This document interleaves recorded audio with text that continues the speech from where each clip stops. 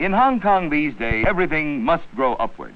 So playgrounds and classrooms are now being established on the 7th floor of the blockhouse rooftop. Because of the dire shortage of classrooms and school teachers, thousands of refugee children still roam the streets instead of going to school. The children in this mission school are more fortunate. These children are taught to read and write their own intricate Cantonese dialect, and they also learn to spell some.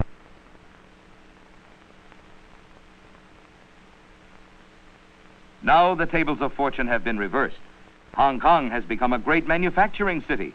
Businessmen who went into manufacturing and provided employment for hundreds in plants such as this wool factory. Wool, birds, and a host of other items are exported to many countries throughout the world, including the China Refugee Development Organization, got started with the help of U.S. State Department funds. It now fashions realistic birds with the patience that always has belonged to old Mother China.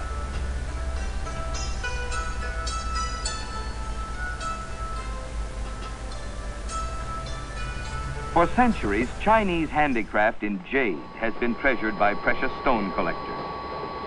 All jade craftsmen have escaped from China. Since jade is an extremely hard stone to work with, large discs are used for the first rough cutting. Small discs are used for the cutting and polishing of the finer stone areas. This valuable stone, called tiger eye, comes from South Africa. Its color shifts from a deep brown to the palest amber when turned by hand. Transparent rose quartz comes from Brazil, and it will be shaped into a lovely statuette of a Chinese goddess. Animals shaped from square blocks of rose quartz can be used for bookends. And this flower maiden, a royal lady-in-waiting, was carved by a master jade craftsman who spent 30 years in northern China perfecting his art. When Americans visit Hong Kong, they like to buy ivory carvings. Ivory is supplied by the elephant's tusk. Brown tusks come from the female elephants and are more expensive than the white tusks which come from the males. Many ivory carvings depict beautiful pagoda temples which are memorials to great Chinese heroes. The tips of some tusks are used for figurines, while the center section is used for piano keys.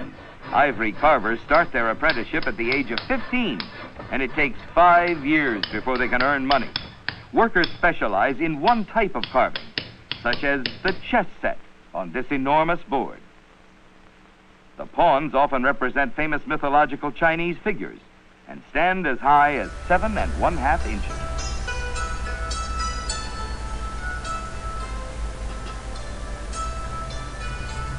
Most Chinese people in Hong Kong practice the Buddhist religion. Buddha craftsmen have become very scarce, as most of them are forced to remain in China. Mr. Wang has been working on the head of his 2-story Buddha for over a year. He estimates he won't be finished for another long 2 years. Skilled Chinese carpenters finish up details on a 35-foot sea ketch of the Mayflower design for Bob Newton, an American boat manufacturer. It is a Chinese custom to launch boats with strings of firecrackers.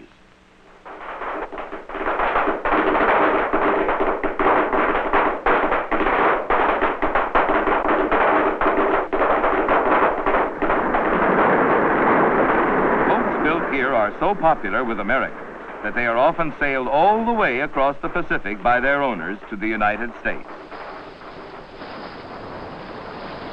Several weeks later, the Mayflower ketch, now completely rigged and manned by 2 Americans, is on a shakedown cruise before sailing off around the world. To Americans, British, and the Chinese, the Crown Colony is today one of the few seaports left in the world for unrestricted trade. It is for this reason that the military leaders in communist China have left Hong Kong alone.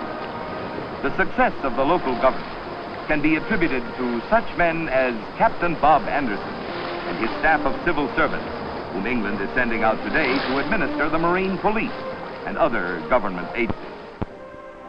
The British are first to admit that Hong Kong could hardly survive in its present form without the powerful support of its own 3 million Chinese.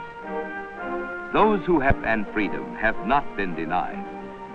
Hong Kong, in the name of humanity, has ungrudgingly accepted and shouldered this enormous refugee burden. For who knows, these laughing faces of refugee children may be tomorrow's leaders of a new and great and perhaps free Asia.